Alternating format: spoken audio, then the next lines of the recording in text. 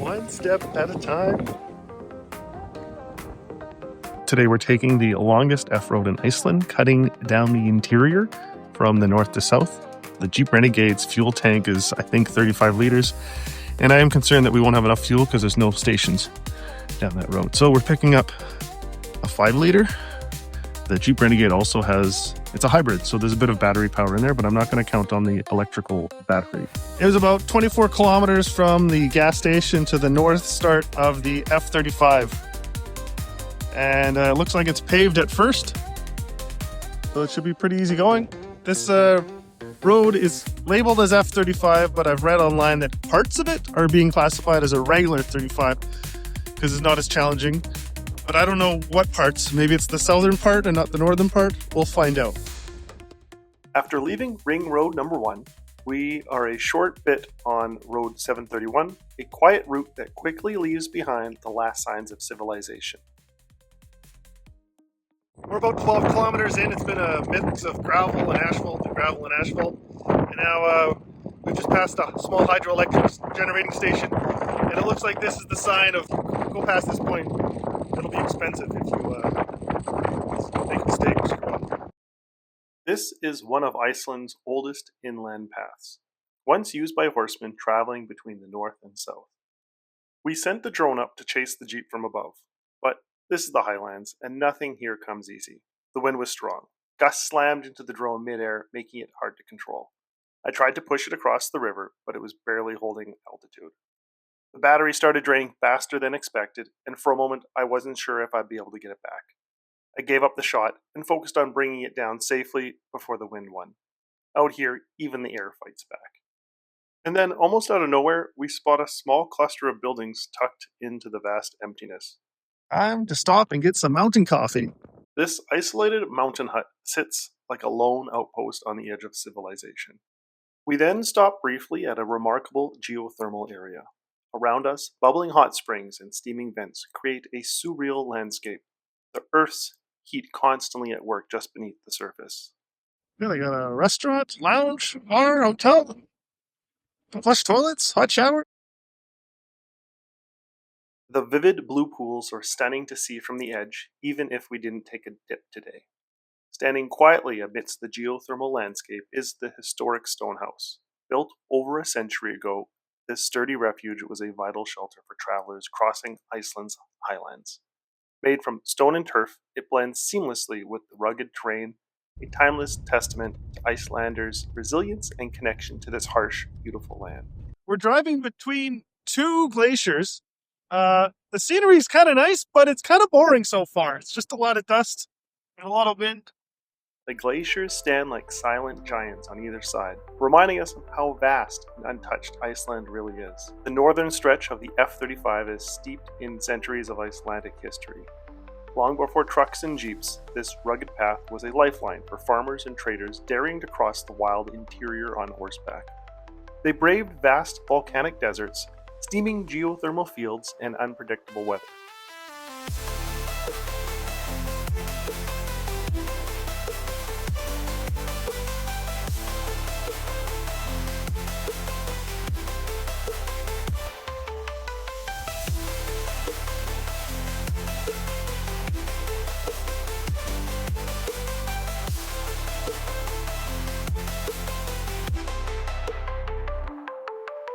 Got signs occasionally, just pointing out, I guess, the different mountains or areas around.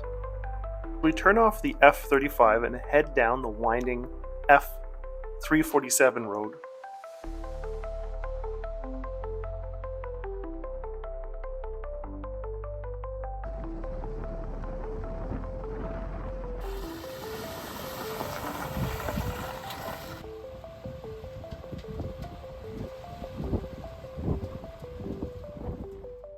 The road gets rougher, the air cooler, and the sense of isolation deeper with every kilometer. We're getting close now. The landscape starts to shift. We pass Highland Base, a modern outpost in the middle of nowhere, and keep climbing up. We're not even all the way up to the end of the road, to the parking lot, and it's just, this canyon's stunning. We're above snow, And there's a couple little parking spots here. I fit 2.5, maybe 3 cars. So I just had to stop. Throw the drone up, get some good video. Check it out. The gravel road climbs higher with every turn, cutting through a stark, shifting landscape with rust-colored hills rising in the distance. There's a quiet tension in the air, like we're approaching something rare. The horizon rises into sharp, colorful peaks, a sign that we're entering one of the most dramatic corners of Iceland's Highlands. Yeah, the closer we get to the top, the little bit more rugged it gets. It's too windy to put the drone up when I'm driving. I don't want to lose the drone. We're already down one drone. There's too much sand in it. We pull into the parking lot, surrounded by burnt orange peaks and wide open sky. But the wind up here is relentless, strong, cold, and cutting straight through the valley. We set out on foot into a landscape unlike anywhere else. It's so windy out here. I love it. Sort of love it. I'm gonna have to pee after this. It's so cold. The trail winds through soft, rhyolite hills painted in shades of orange, gold, and red. Steam vents hiss from the ground, and the scent of sulfur drifts through the air. Every step feels like walking across another planet. Jagged ridgelines tower above us, and deep gullies cut through the earth, revealing just how raw and alive this place is. It's not just a hike, it's an experience carved by fire and time. As we hiked deeper through the area, the trail led us over a series of small creeks, crystal clear streams winding their way through the Rhyolite hills. It was exciting crossing on narrow, open-graded bridges built just above steaming, sulfur-scented water. It's surreal, like walking through a geothermal dreamscape, where every footstep brings you closer to the center of the earth, or at least it feels that way. We found ourselves walking along narrow orange ridges high above the geothermal valleys. No railings, the odd low-level knee-high ropes, loose gravel underfoot, and a steep drop on either side. One wrong step and it's a fast slide into steaming sulfur pools below. It's equal parts breathtaking and mildly terrifying. But honestly, that's kind of the point. Out here the landscape doesn't cater to comfort, and that's what makes it unforgettable. I came up here, and there's so many hiking paths. And some of these paths, look at this! Oh my goodness! Holy moly! My favorite is hike ever.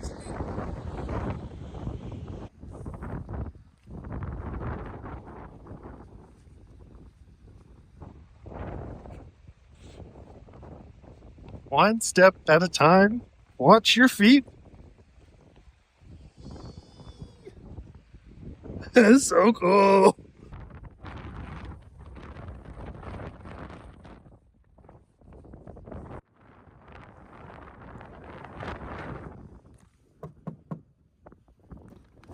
Hello? Hello? Anybody in here?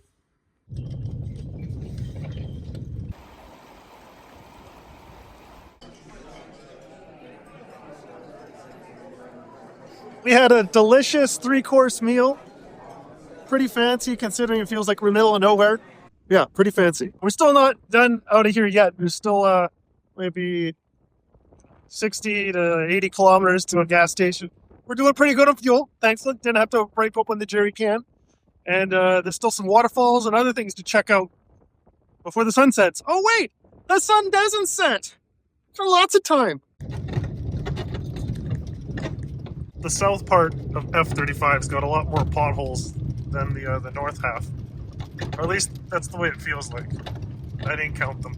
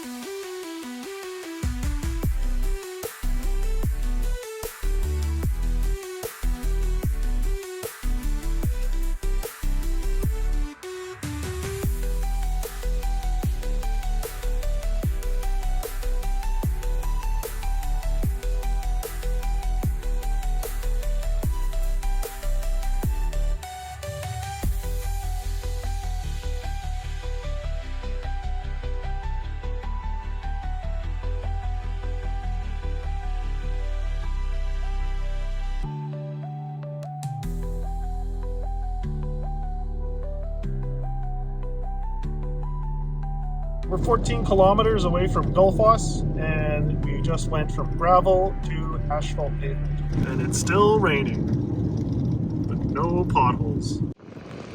Beware! There's nobody here! Where's the pickpocketers? Oh, there's one! I found one! She's in yellow! Pickpocket! Pickpocket! Give me your pockets!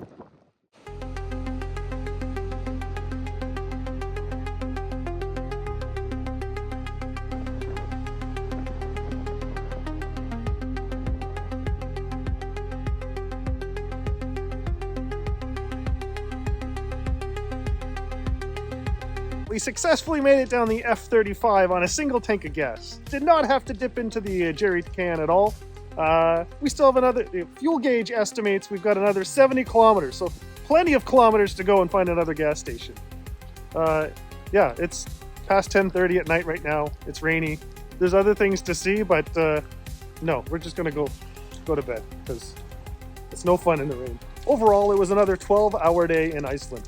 We'll hopefully do it again tomorrow. I'm not even sure what we're looking at tomorrow, but it'll probably be 12 hours.